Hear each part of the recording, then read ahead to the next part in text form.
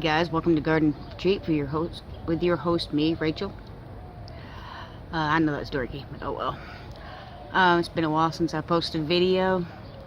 Had a lot of planning to do. If you remember, if you watch my other videos, I talked about how I was going to go from an in-ground garden to a garden bed, and I spent most of the winter planning it out and trying to decide what kind of garden bed I wanted, and also with the software issues with YouTube, I had to come up with another way to edit my videos.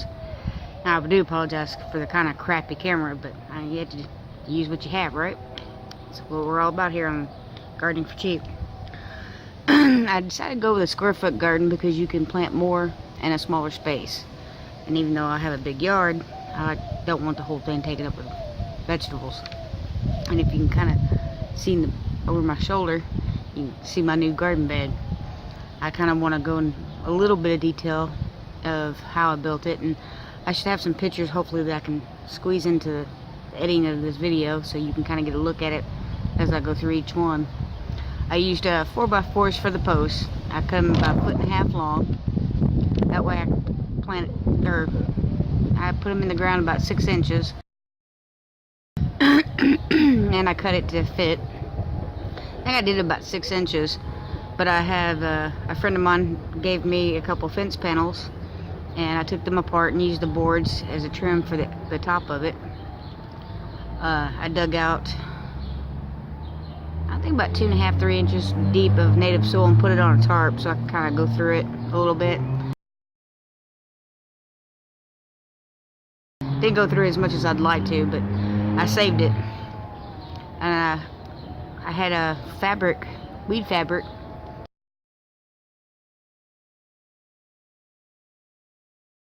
That was given to me, and I realize not everybody can get free things. You know, you use what you can, and what you can't you can buy. But I decided to use weed fabric to keep it down, keep the weeds down. So after I dug up about 2 or 3 inches, I put in the weed fabric. I kind of went through the soil a little bit, the native soil a little bit, got most of the grass out, and I mixed it with the leaves that I had raked up this past, it was March. I raked them up and mixed it in there because it's at the very bottom, so I'm hoping by the time the roots get there they'll start already breaking down and add nutrients to the soil. And I actually had 2 friends donate money for my soil, so I ended up getting the same bags of, I think it's called Timber Creek or Timberland or something like that, the cheap compost. It's like $1.58. If you see my previous video on how to make soil, you'll see that bag. And I got, I think it's almost half, but not quite of that. And then I got, I think it's called Kellogg's, that you can get the box store. It's like $6. It's not as great as Black Cow, but it works.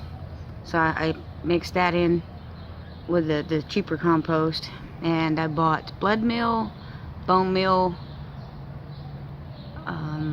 Epsom salt, sulfur, put in some organic plant food, some coffee grounds, and crushed eggshells that I had saved all winter.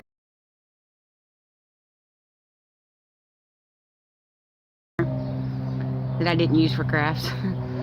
But I mixed that all in with the soil in different layers as I put up, and you'll see the pictures. Hopefully they'll cut through in between this conversation. I put another layer of weed fabric on top.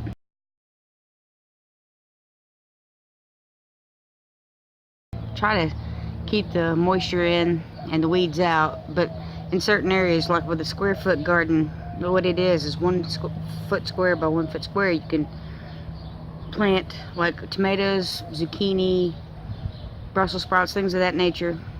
You can plant 1 in that 1 square foot. Things like corn is 4. I actually planted 5. I probably should have planted 4, but as soon as my corn gets about 1 foot tall, I'm going to grow pinto beans and black eyed peas with it. It's called the 3 Sisters. That's corn, beans or peas, and squash. Well, I'm not going to do the squash, but I am doing cucumbers, and zucchinis, but they're at another spot in the garden. So mine's going to be basically the 2 sisters. And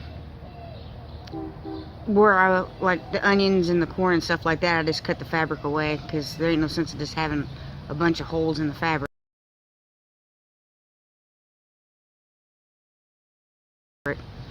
But where like the tomatoes and the peppers and stuff, I just put a hole in the fabric and planted the plant there. I started most of mine by seed. I think there's like 10 plants maybe in that garden that I did not grow myself, because 72 square feet in theory could be 72 plus plants, and there's just no way I could afford to buy that. I have Brussels sprouts, sweet peppers, banana peppers, cayenne peppers. I have onions and garlic. The garlic hasn't sprouted yet, but I do have them planted. And I even put them in the refrigerator for 30 days beforehand to kind of simulate the winter, because I didn't plant them in the fall because I was changing from traditional garden to a garden bed. I can do another video on that next season. What else do I have? I have the corn, and I have 16 tomato plants, so I'm going to be up to my ears in tomatoes. Oh, here comes a plane.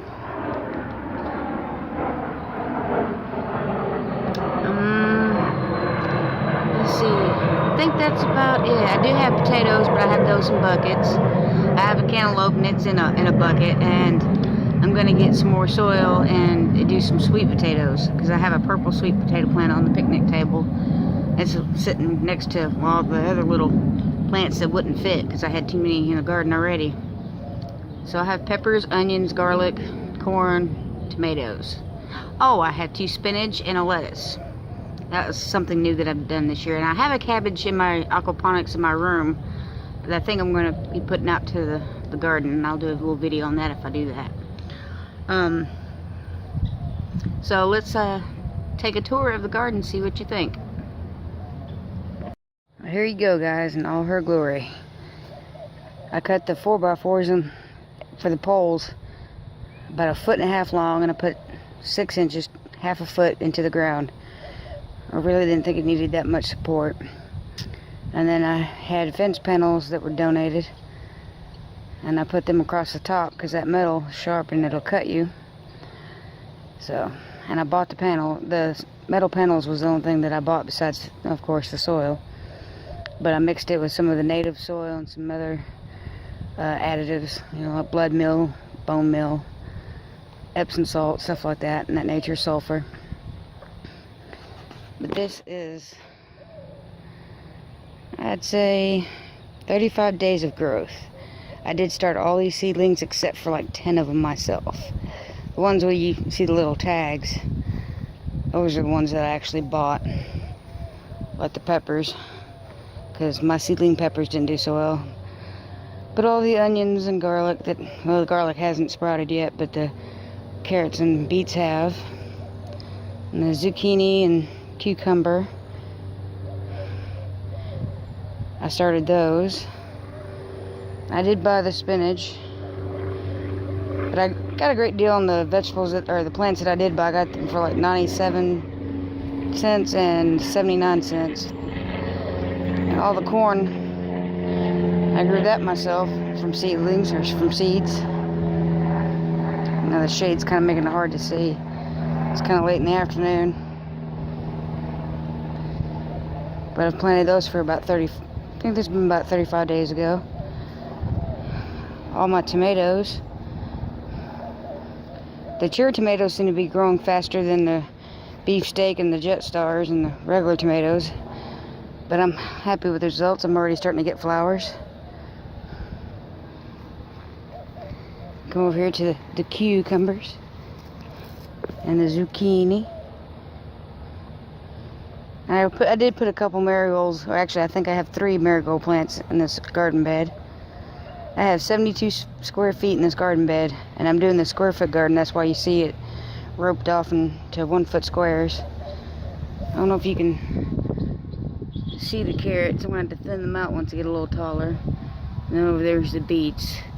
But those first 4 empty squares, that's garlic, or 5 empty squares.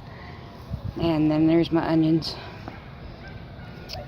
Over there's Brussels sprouts and marigolds. Like That's a marigold, and of course that's a marigold, but that's Brussels sprouts there. And I got a pepper, lettuce, another marigold, and that's a zucchini, I think. And over here we have our potatoes that we grow in. I grow in my buckets. I say we. I have a mouse in my pocket, but and they're 35 days as well. I planted them April 1st. It was Easter Sunday, April Fool's Day, all wrapped up in one, and I got to work in the garden. This one here I just planted about a week ago. It's my cantaloupe. Got some leaves from our storm. But that is my cantaloupe that I'm growing for my son, because he told me last minute he wanted a cantaloupe. And right down here is my grapevine tree that I planted last year as a little twig, pretty much. I got this cage. I need to come up with a better trellis for it, but you do what you have to with what you got. And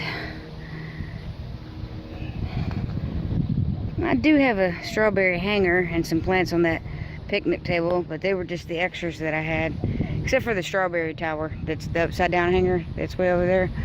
We can go over there and take a look. Got quite a few strawberries already. I do have a pot of strawberries, but I think I'm gonna bust them up and put them in this tower because I do have the room for them. And they seem to be doing a lot better in there than in the pot. And do we see it? See the strawberry? Yay! But all these little flowers are strawberries.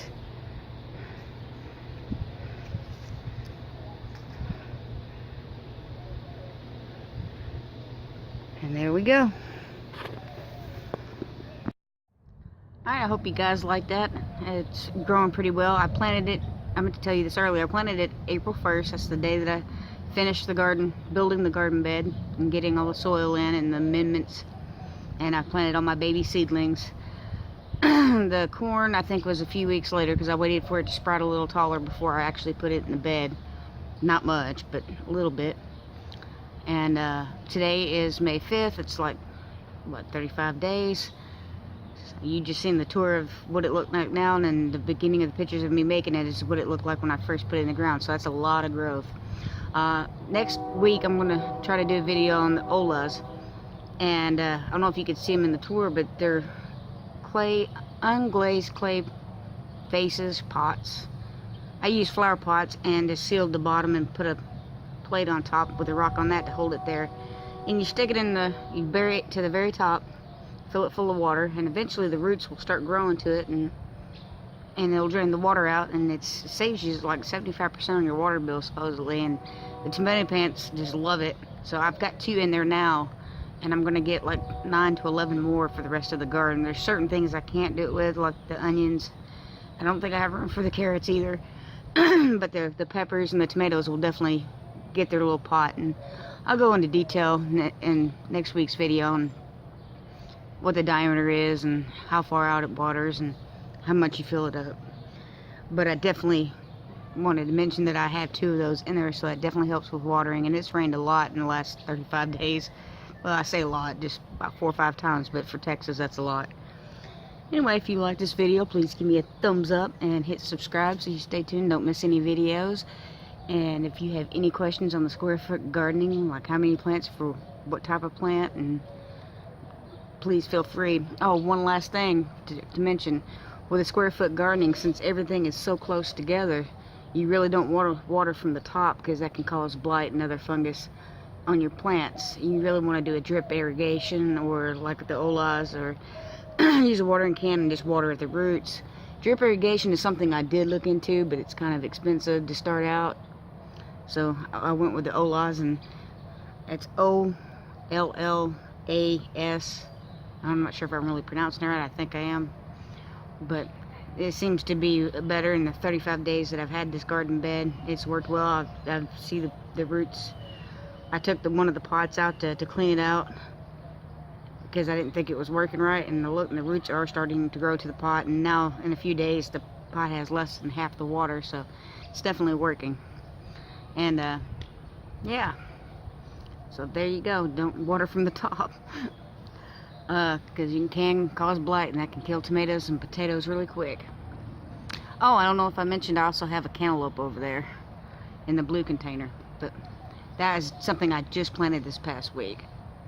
And I think I said that in the tour though, so I don't want to repeat myself too much. So I hope you all have a great weekend. Thanks for tuning in, and y'all have a good one.